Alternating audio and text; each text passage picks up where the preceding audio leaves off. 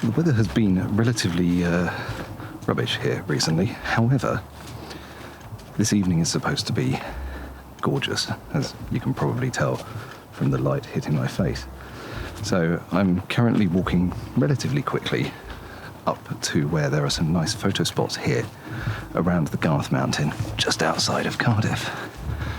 And the reason why is not because I particularly go out of my way to shoot landscapes, but because I have a new camera. Again, it's not a new camera, it's about 50 years old. But yes, as much as I don't go out of my way to take landscape photos, what I do like is taking landscape photos on film. I find the tactile experience of using a film camera much more satisfying.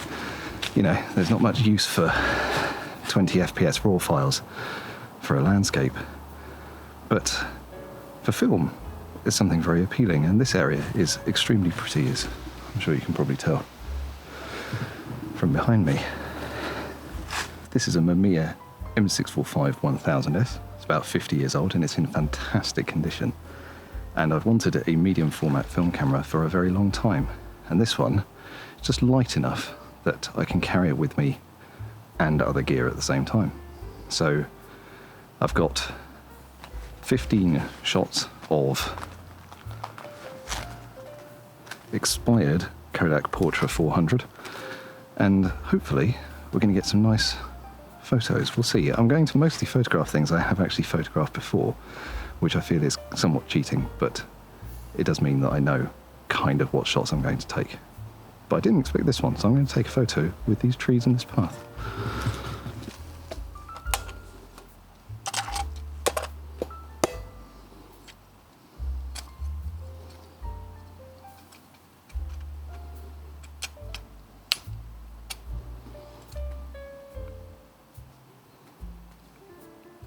Why is that stuck on so tight?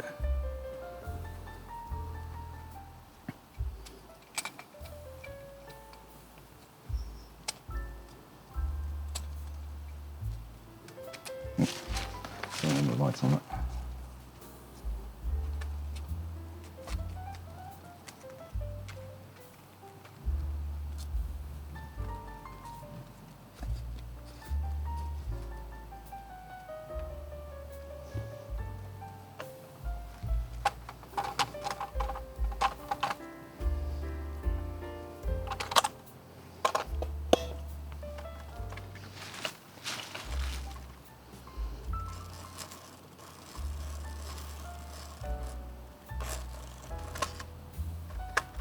Right, that took longer than I was hoping, but that is only the third roll of film that I've actually loaded into this camera, so I feel like I could have done worse, probably.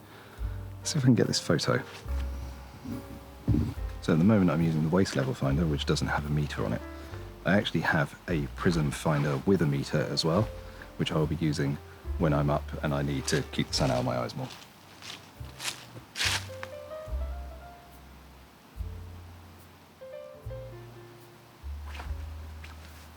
Okay, so we can just about do this handheld. I'm probably going to have to start using the tripod a little bit, which I think everyone knows my thoughts on tripods.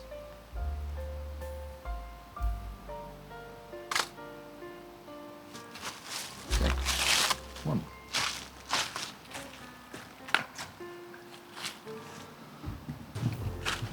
So a few months back, some of you may remember, if you've been here that long, that I bought an Olympus OM2N, which is a fantastic little 35mm film camera, and then you'll have noticed a complete lack of any content on it since. I have actually been shooting with it a lot. I take it with me pretty much everywhere, and I've taken some photos that I'm really happy with on it. I just haven't managed to film a video successfully at the same time. There's quite a delay between me filming the video and me getting the photos back and knowing whether they came out good or not. And unfortunately, every time I've done it, the good photos have been the ones that I took when I wasn't filming anything.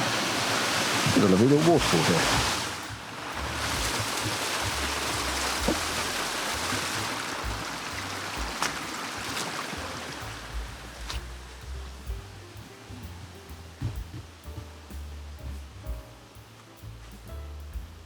this looks pretty idyllic. 125. Right, let's give it a go. It's getting awkward, but I can shoot this handheld apparently. So I'm gonna get out my mini tripod so I can put my camera down.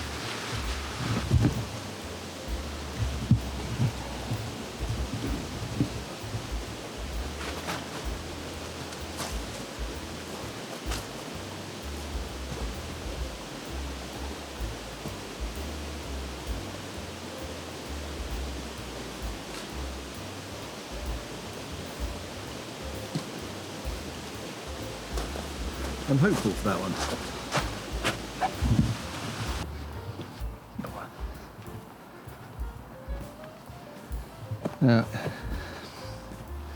Oh, I can't see a bloody thing. It's a bit of a shame that this tree behind me here is leafless now, because that is quite a gorgeous tree when it's in bloom. Oh, there's a new bench here. Hello, Ramblers Cymru.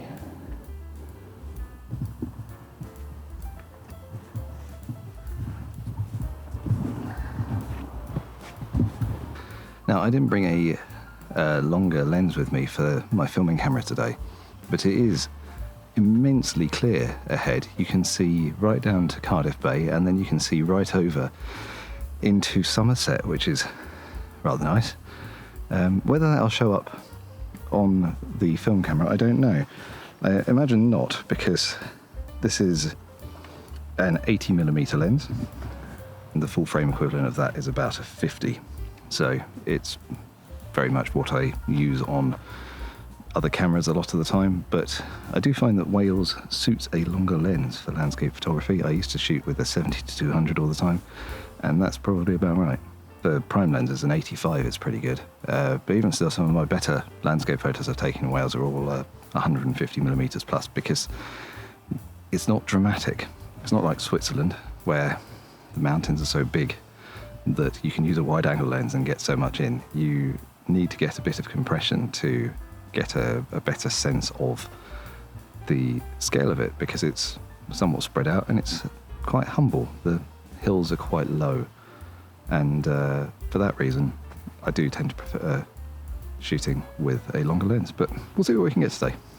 There's a shot just up ahead of this hut that I've taken recently and was relatively pleased with, so let's see if it looks alright on the film camera.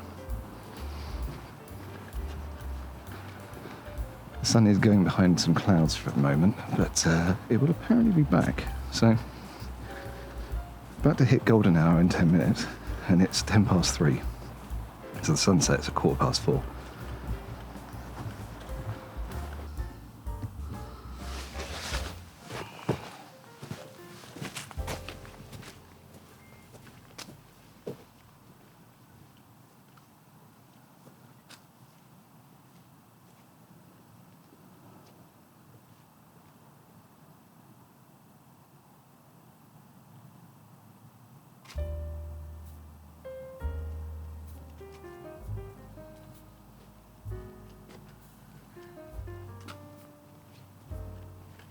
Right, let's try not staring into the sun for a bit.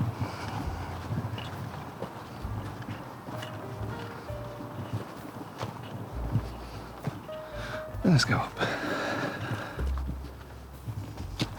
So why a medium format camera anyway?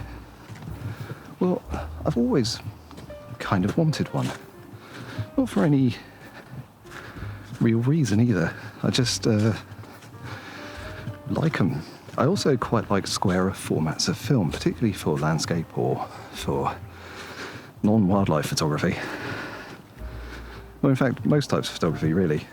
I think 4x3, which is what this shoots, looks better than 3x2. No real reason.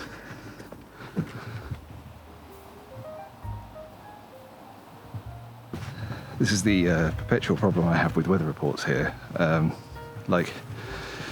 Supposedly, yes, it's entirely cloudless here.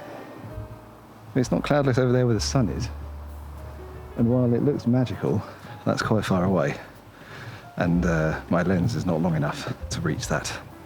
So I'm going to keep going up the top of the mountain as we should still get some nice light up there. Probably some quite blue hour style light. It's a bit of a slog, this.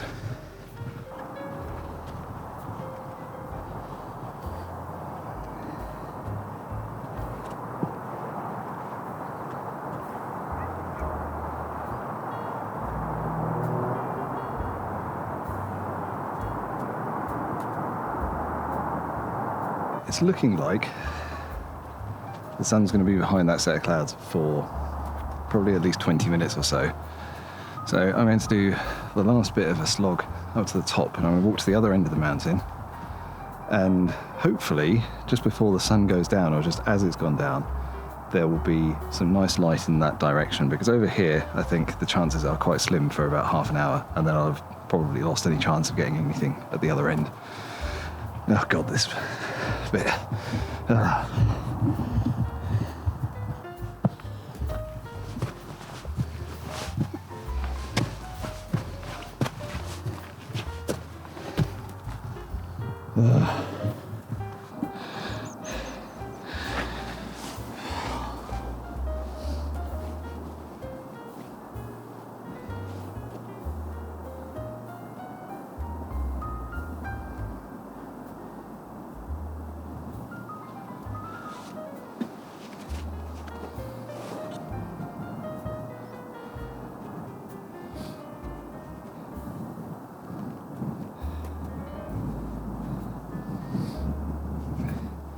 It's starting to look really good up that way.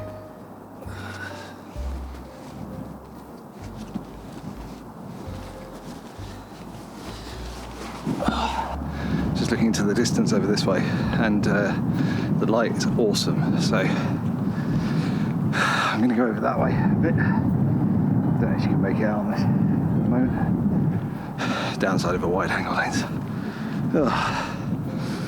There is a 150mm f4, I think, for this, that might be on my list to get at some point. Rather curiously, most of the lenses for this system are not very expensive, and yet are surprisingly high quality, so overall very pleased with it so far. Yes, as I suspected, it's quite hard to get any decent shots over this side with a wider lens. You really do need something at least 85, because there's not a huge amount to stick in your foreground.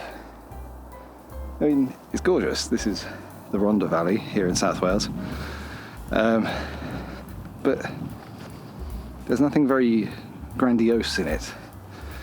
It's extremely pretty, and the light when it hits here, which it should do again fairly soon, is fantastic. But the only thing I can really hope for are fitting in some of these paths, but that one's not going in the right direction, annoyingly.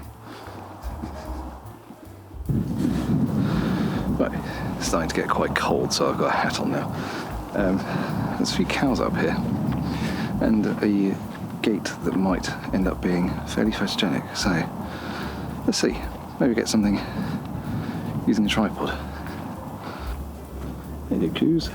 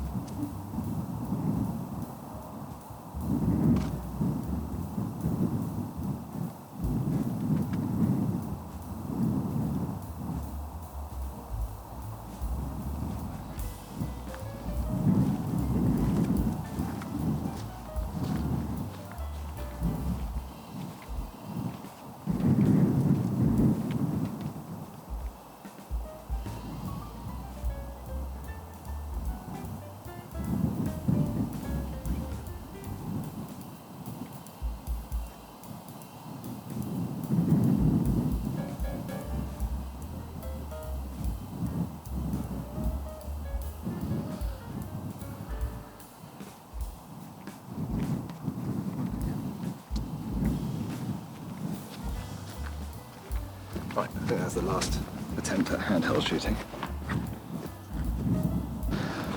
Oh, it's starting to get quite cold now. I tried a shot of this scene using the tripod, but I didn't bring a cable release with me.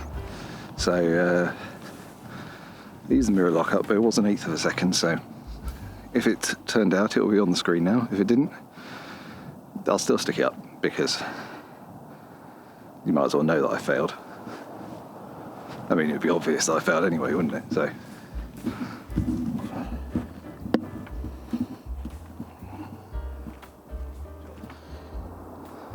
I'm not going to try and film myself because I'm rapidly running out of light, but I will chuck the camera on the tripod.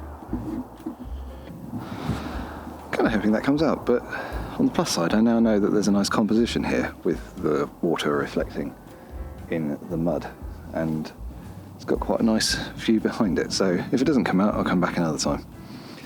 But hopefully it does. Eighth of a second on a tripod, but I did put the mirror up, so maybe? We'll see. I do have a cable release for it, I just didn't think to pack it, which is a bit stupid actually. Never mind. But the sun has truly disappeared now, as you can probably tell. But yeah, in general, very excited about this camera. I find that for slow-paced photography, I tend to get quite bored, and therefore having something that's mechanically interesting helps me be interested in it. And it helps as well that I love the sort of quality of medium format photos as well. And I'm quite hopeful for it. I'll be using it for a bit of street photography as well. I've already used it for a bit of street photography. In fact, I'll put a few frames up on the screen. I've mostly just been shooting expired film. As we come into winter, I'll be shooting more high ISO film in both of my cameras, just because it tends to be quite dark around here. I think Portrait 800 will probably be the best bet for most colour photography on this camera. But yeah, it's kind of weird really. I have some very nice modern digital cameras, but for shooting landscapes, especially ones that I've shot before, I don't really see the appeal. But I do see the appeal with something that's interesting to shoot with, and I am being stared down by a calf over there. Hello, buddy. Kestrel over there. Yes, thank you very much for watching. Hopefully I got some half-decent photos in this, but if you've been shooting film yourself lately, or if you have any fond memories of it, if you ever shot a medium format camera, please do let me know down in the comments. I'd be really interested in knowing your thoughts. Until next time. Oh, right, I'm going.